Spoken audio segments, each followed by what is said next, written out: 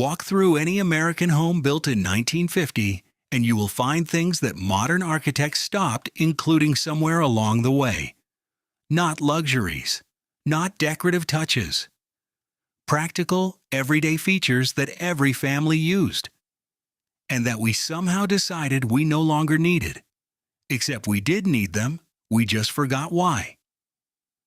In the next 5 minutes, I'm going to show you 5 things that were standard in every American home 75 years ago, and that have almost completely disappeared from residential construction today. Not because they stopped being useful, but because builders stopped caring whether homes were designed for the people who actually had to live in them. If this is already making sense to you, subscribe. The first thing that disappeared was the pantry. The real one. Not a tall cabinet next to the refrigerator that you call a pantry. A walk-in room, with shelves on 3 walls from floor to ceiling, deep enough to hold a month of dry goods, canned goods, preserves, baking supplies. Everything a household needed to function without constant trips to the store. That pantry had a door. It stayed cool naturally because it was positioned on the north side of the house, and it meant a family could cook without cluttering every counter and cabinet in the kitchen itself. Today's kitchens have traded the pantry for open shelving and glass front cabinets, which means everything you own is on permanent display, and nothing has a proper place to be stored out of sight. The modern kitchen pretends it doesn't need storage because it's designed to look good in a photograph. But the 1950 kitchen had storage because it was designed to work every single day. The second thing that disappeared was the mudroom, a small room or alcove between the back door and the kitchen, built-in benches, coat hooks at 2 heights, one for adults, one for children, cubbies for boots and shoes, sometimes a small sink for washing hands before coming inside. The mudroom existed because American families understood something simple. The outside world is dirty. You do not track it directly into your living space. Modern homes eliminated the mudroom because it took up square footage that could be added to the great room or master suite. So now shoes pile up by the front door, coats get thrown over chairs, backpacks and bags collect in the kitchen. The 1950 home had a place for all of this. And that place was not your living room. And the third thing was built-in ironing boards. A fold-down ironing board installed directly into the wall of the laundry room or kitchen. Pull it down when you need it. Fold it back when you're done.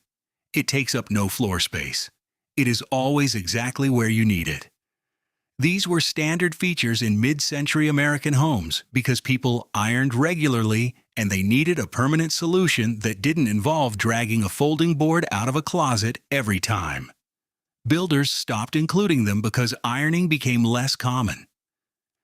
And because built-ins require a carpenter to think ahead. Modern construction does not reward thinking ahead. But for the families who still have these boards in their walls, original, 70 years old, still perfectly functional, they will tell you it is one of the most practical things in the entire house. If you're finding value in this, a quick like helps more than you'd think. The fourth thing was the telephone nook, a small built-in alcove, a shelf at the right height for a rotary phone, a chair or stool, sometimes a small drawer for a phone book and notepad. This was not wasted space. This was intentional design. Because phone calls in 1950 were not 5-second text exchanges. They were conversations. And conversations needed a place to happen that wasn't standing in the middle of the kitchen or sitting on the floor with a cord stretched across the hallway. The telephone nook gave phone calls dignity and privacy. It made the home feel organized. Modern homes have outlets and charging stations, but they do not have dedicated spaces for the things we actually do. And that difference between a space for something and a place to plug something in is the difference between a house that was designed and a house that was assembled. The fifth thing that disappeared was the front porch, the real one, not a decorative stoop with 2 feet of concrete, a covered porch deep enough for furniture, rocking chairs, a swing, a table, room for neighbors to sit and talk on a summer evening without stepping inside the house. The front porch was the social architecture of American neighborhoods. It was where people existed in public without leaving home, where children played within sight, where you knew who lived on your street because you saw them sitting outside every night.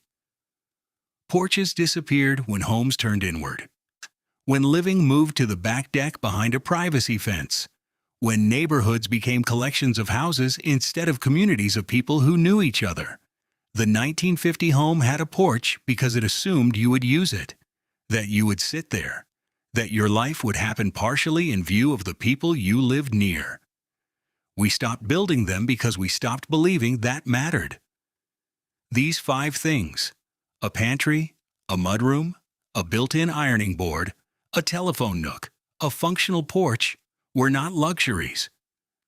They were the ordinary intelligence of homes designed by people who understood how families actually lived. They didn't make the house more expensive. They made it more livable, more organized, more human. We stopped including them not because we outgrew them, but because somewhere along the way we decided that square footage mattered more than how that space was used. And every family living in a modern home without these things knows exactly what was lost, even if they've never put words to it. The American home of 1950 wasn't perfect, but it was designed with intention, with an understanding that a house is not just shelter. It is the framework for a life. If this resonated, subscribe. And if you know someone who grew up in a house like this, share it with them. They'll remember every single thing we just talked about.